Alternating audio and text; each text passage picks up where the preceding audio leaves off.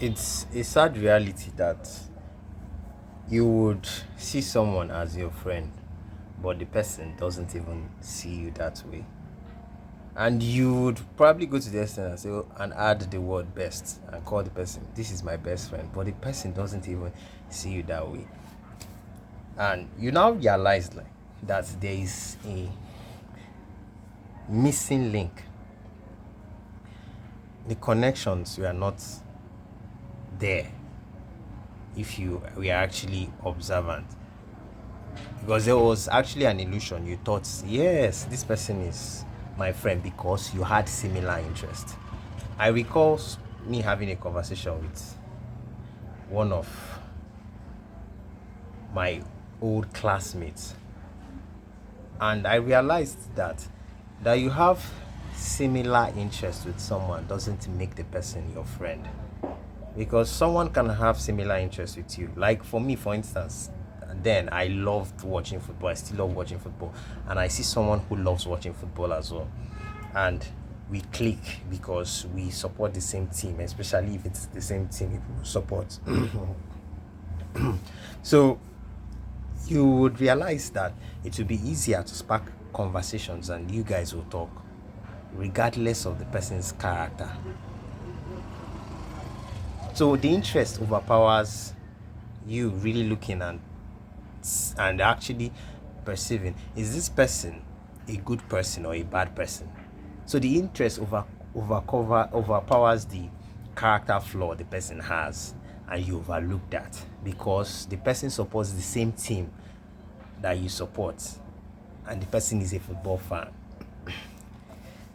So the interest would override your decision making, and you realizing that this person is actually a terrible person. This person is not a good person. And from there, because you have similar interests, over time, you now say, because that's the way most men tend to click with their fellow men as well.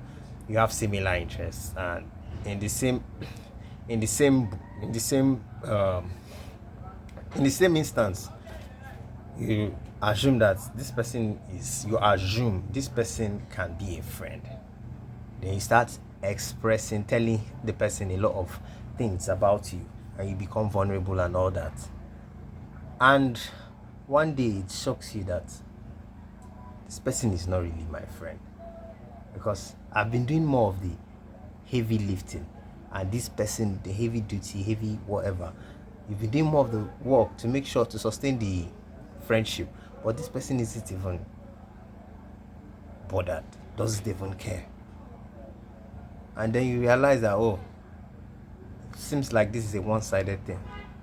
It's not something that where two people come together and try to build something that would have a legacy over time.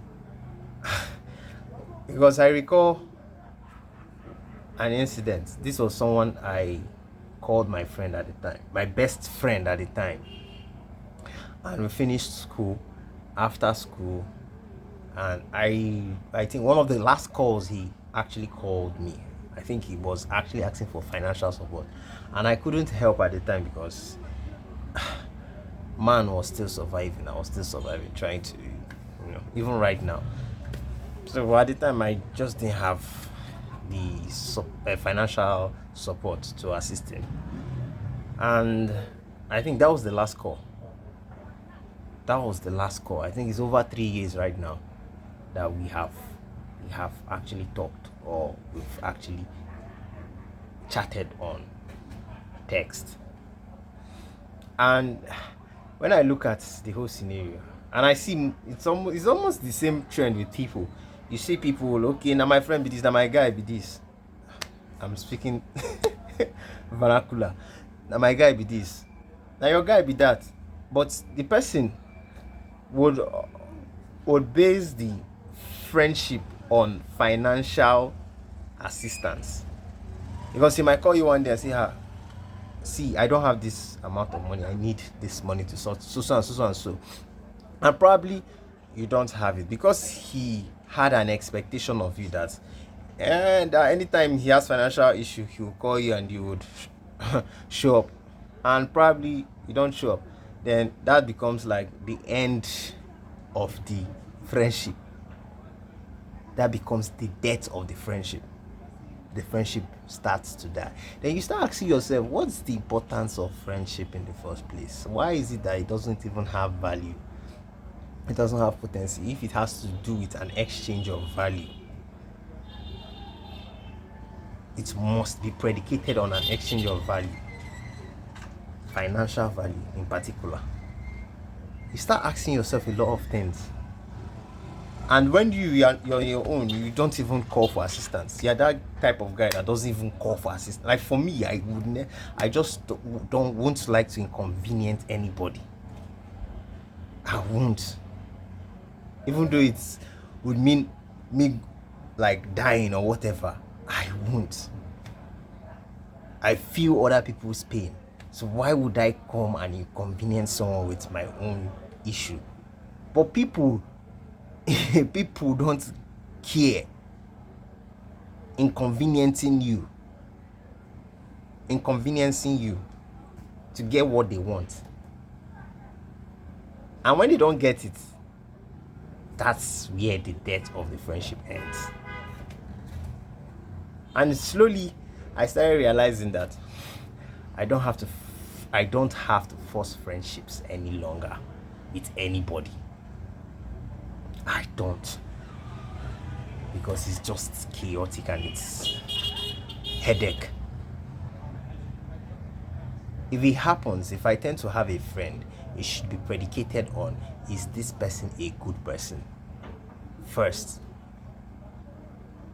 That would be the number one premise. Is this person a good person? Not this person has me and this person have so interests. I don't care about the interest any longer again.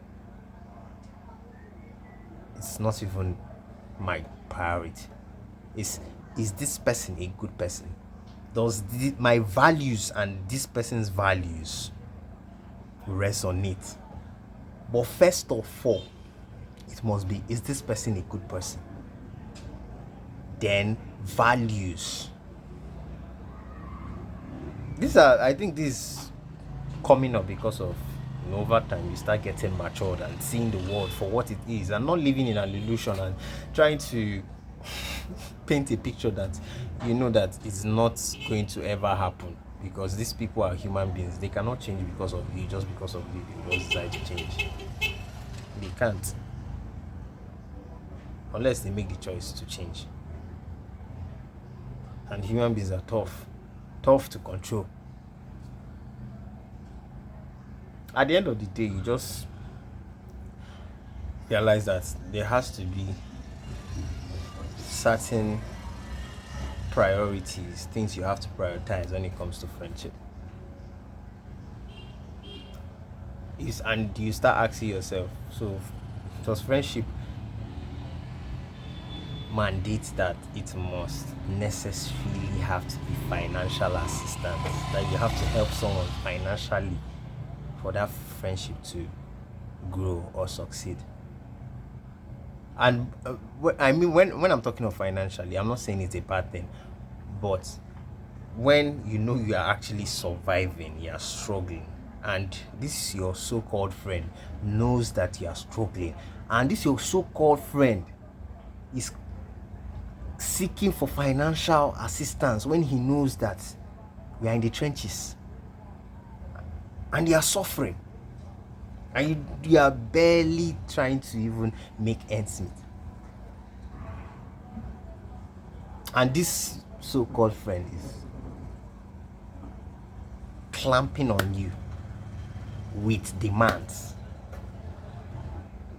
How do you even survive? Is that friendship? That's my own. Is that even friendship? Is that really friendship?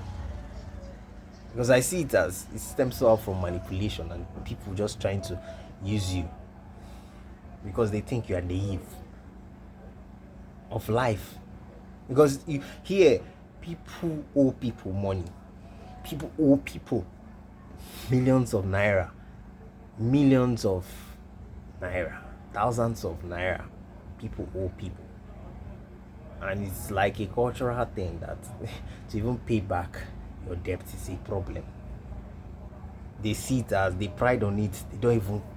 They don't value the friendship that much that they don't mind because you help them financially and they can't pay back. They don't mind destroying the so-called friendship that you guys started in the first place. It's crazy. It's very crazy. At the end of the day, I've just made up my mind. I won't force any friendship. And that's my own calling to you guys. Don't force friendship. Friendship should be based on, is this person a good person? First of all, before even proceeding to other things, is this person a good person? Or is just a terrible human being trying to leech on you? Friendship is tough. I think it's tough, especially when you are not a wealthy person. I think so. I've not gotten to that point. Maybe when I get to that point, it will be a different train of thought. But here, it's just like, I think it's a crab in the bucket mentality, where everybody's trying to get out of the poverty line, and your so-called friends are still pulling you back, because of the mentality they have. They don't want you to be better than them. Why would you ask somebody to borrow you a certain amount of money when you know the person doesn't even have it, and the person is really surviving? The person doesn't even have a job. So these are the things. And I ask, what's the importance of help? Like, what is the concept of help? Yes, what is the concept of help actually? What's the accurate concept of help? What is it? If it's going to be you have to be a leech on me, means that's what help is supposed to be. You keep sucking, extracting resources from me with nothing in return, no exchange. And it's coming from a place of, this person doesn't have anybody, so I can just take and take and take and take. Even the small he has, I'll take it from him. But when they realize this guy is aware of life and his environment, and he's the guy to say no, it becomes the end of that friendship. The friendship dies. From that moment, they know you're aware of the games they play. Don't ever force friendships. Don't ever. You don't even have to attach a tag to it and call it, this is my friend. No. Let things happen naturally, and let it happen because the person is actually a good person, and the person actually qualifies to be called a friend, not just because you have similar interests with the person. You now say, this is my friend. So those are my thoughts for today. I hope you guys learned a couple things as well, and have a great day and stay blessed. We'll see you in the next video. Bye.